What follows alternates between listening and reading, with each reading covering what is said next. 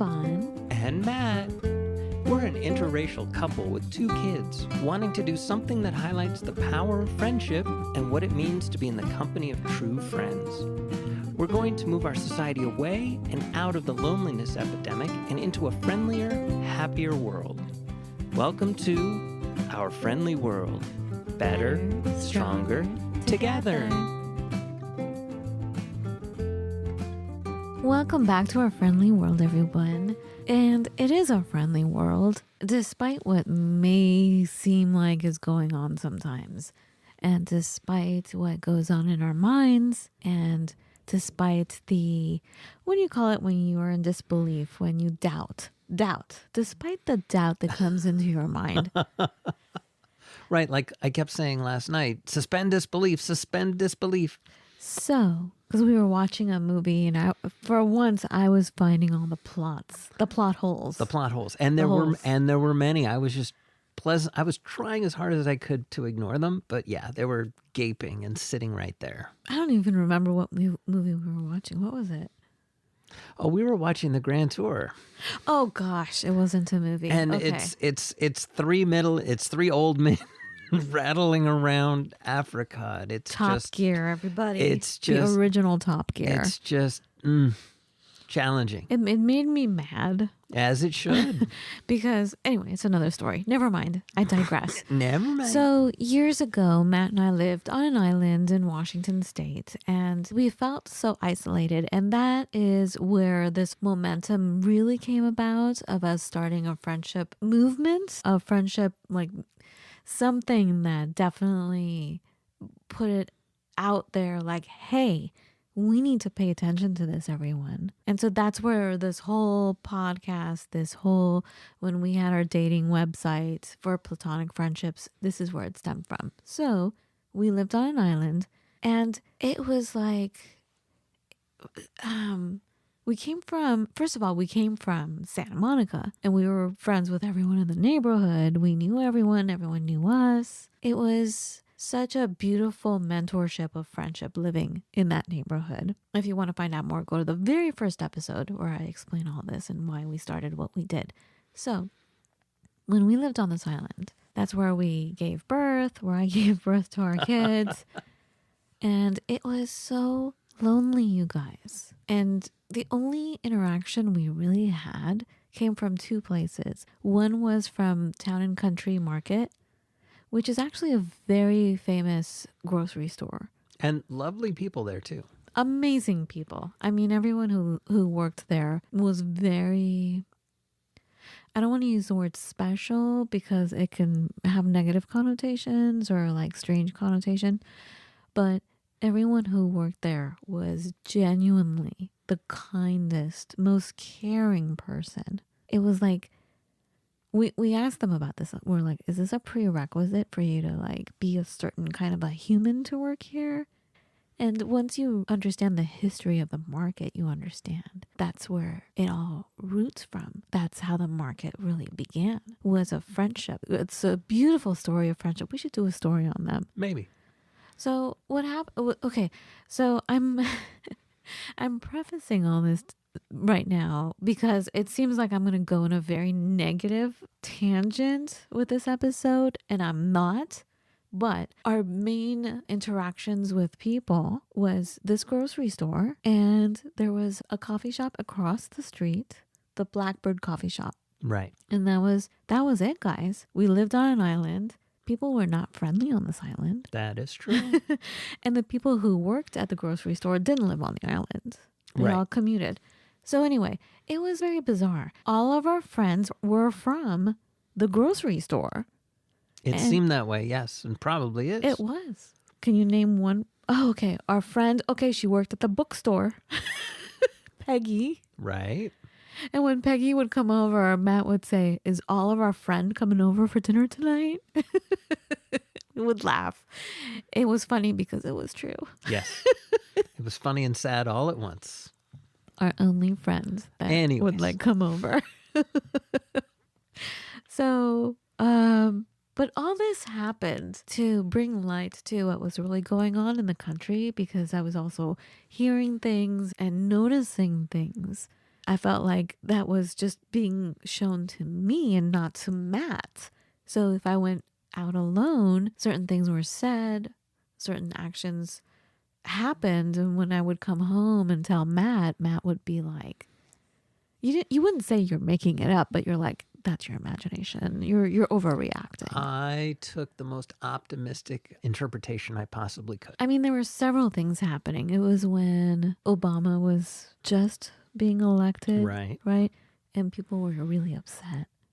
Like, it was shocking what I was hearing. And also, like, things that were said towards me. I was like one day I went to an establishment and the lady slips a business card, like on the sly. She slides it in front of me. I'm like, what's this? And she whispers to me, if you have any trouble, call this number. And I'm like, loud, I'm like, what are you talking about? What? So basically, long story short, it was a card with a number on it. Should I run into any problems racially, if anyone gave me any problems, to call that number. Right. Like if I needed help. And I'm like, oh my God, they definitely see me as non-white. I mean, I know I'm not white, but do you know what I'm saying? I do. To the point of slipping me. Right. On the down low, if you call it. If I can say that. Right, it's tricky. You know, like very quietly right. slipping me this note, this card. Anyway, it was a strange existence living there.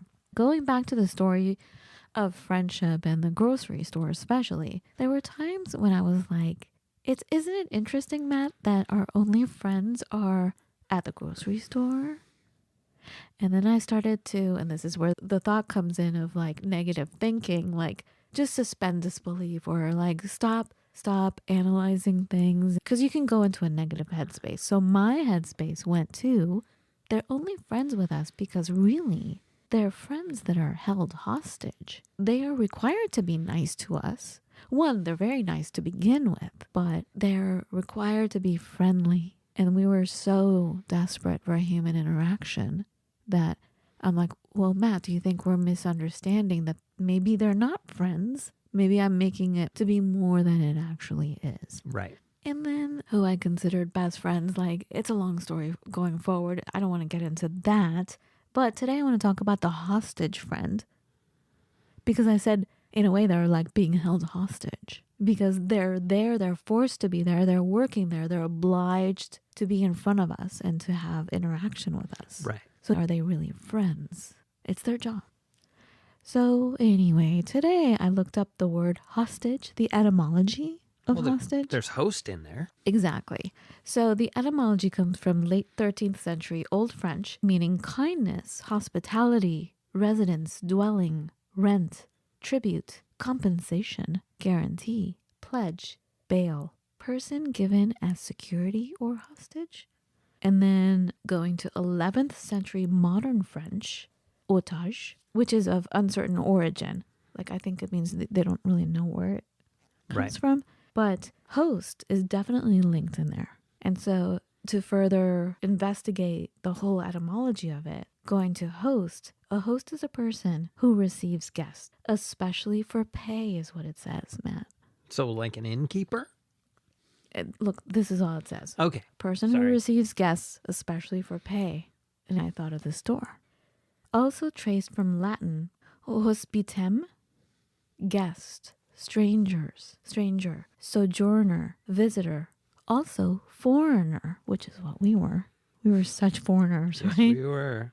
Also host, one bound by ties of hospitality. Now, where do we go with this? Because it sounds so negative. It does. Right? But the reason why we started one of the reasons why we started the matchmaking service, the platonic matchmaking service to find your best friend, was to notice these things beforehand and not have your feelings hurt. There's so many relationships and there's so many things that we're bound to, and to take a really good distant look at it. And by distant, I mean to have a better perspective of it and not become so emotionally attached and charged by it. Enables you to find your true friend. So taking a real look, like, is this person hanging out with me because I make them feel good? Is this person hanging out with me because they're getting something from me? Or is this person genuinely loving me? Right? Right. So that's a message we've peppered all along through all of our episodes. And so I just wanted to reiterate that. What do you have to say about the whole hostage friend? Well, there's a lot going on, a lot to untangle, because on some level, you're right. They're there. It's not like they can leave, but they can. They can quit. They can move on. If they didn't enjoy having these types of interactions, they wouldn't have them. Well, I'm not saying they didn't enjoy our company. They did, and they did come over to our home and stuff. You know, they were friends. They were friends-ish. There's a certain boredom that happens at work. So you do want to hang out. Right. But would they have really wanted to hang out with us had they not been at the store? Exactly. Like, did we ever hang out? That they didn't really hang out. We didn't hang out. We invited them over, and sometimes they would come over. But they never invited us to anything in their lives, come to think of it. Well, also, though, I think we might have been running into certain class issues, and certainly because they were from the next town over, and the next town over was different. It was definitely working class next town over. Now, me personally... But we were also working class, just happened to live on the island. Well, are we? I've always felt a great deal of kinship, and most of my friends come out of the working class, for sure. But do I belong there? I wouldn't say honey, yes. we're not, financially, we're not of that other class. I'm talking blue collar, white collar. Okay. Working class to me means blue collar. What do you call someone like me, though? So maybe that's why. Maybe I'm more blue collar. I don't know. I've been both because, I have been both. I've been an executive for a major corporation, but I've also had blue collar jobs. Right. Anything to survive in between gigs. Mm-hmm. So I don't know. Right. It is interesting. It also kind of circles around this whole concept on some level. Another type of quote unquote hostage friend is actually one of your work friends, because in some ways you're both held captive. Or school friends, same thing. School friends, same thing, exactly. And school friends certainly evolve, and work friends certainly evolve. Would you necessarily have become friends with this person had you not worked with them or gone to school with them? You know, if you really think about your life, how many friends do you have that you haven't met in such a way? Which is interesting. Which leads me to the whole spirituality of it. And thinking about this, bringing this into your consciousness and thinking, what do I really want? I'm looking for my true love. I am looking for, true love, but in respect of friendship, I'm looking for my true friend. And putting that out there, and that will bring you together. You have to ask for it. You have to announce it to the universe. I am looking for true friendship. Right. There's that. And as I always like to say for a number 2 point to that is more so than just intention. It's momentum. So do you go out and join a club that you're interested in? Right. Do you join a martial arts school? Do you try and engage people? When you see someone on the street with a sparkle or a pizzazz that only you can recognize because you vibe with that, saying, hey, hello, hi, Exactly. Or if you're at the supermarket, do you engage in a conversation with, the cashier? But see, that's where we found our trouble, was we engaged the cashier. Once again, it's captive. Right. But it's a captive situation. It doesn't necessarily stay there. There have been occasions where at work, yes, it's captive, but it can grow away from that and grow into something much more real. I know. It's harder because if you meet someone who's in a captive situation, it's harder, right? Yes. So as opposed to really putting it out there in the universe, saying what you want, what you desire, and seeing how that comes and seeing the signs along the way. True. That's a very quick message for today. Okay. It's a big one, though. It is. It's a big one because, trust me, How many years has it been? And I'm still not hurt necessarily, but it's something that has been weighing on me this whole time. Feeling sad in a way, like, wow, here I was thinking I was creating family, but no, it was one-sided. So to save yourself the pain that we've had, we're here to talk about how to find the true friend that lasts forever. And it's really to take a good look at things and be unbiased. What's the word, Matt, when you're just like, you step aside? Is it pragmatic? What's the word? I can't believe I'm at a loss for once. You're not pursuing something with such desire and emotion to make it happen. You're not, what's the word? You're neutral. Right. Well, you're not. You're neutral. Not that you're not neutral, but you're trying to keep your emotions out of it, and you're trying to look at it objectively. Objectively is the word I was looking for. Hey, found a word. Thank you. Anyway, so that is the message for today, guys. It has to be quick. I have to run to class. I'm sorry. Okay. I have a voice class, voice training. All right. Love you guys so much. Thank you for listening. Again, you need to get a hold of us. You know how. OurFriendlyWorldPodcast.com. Our email's in there. Reach out. We love you. Have a beautiful every day. Be well.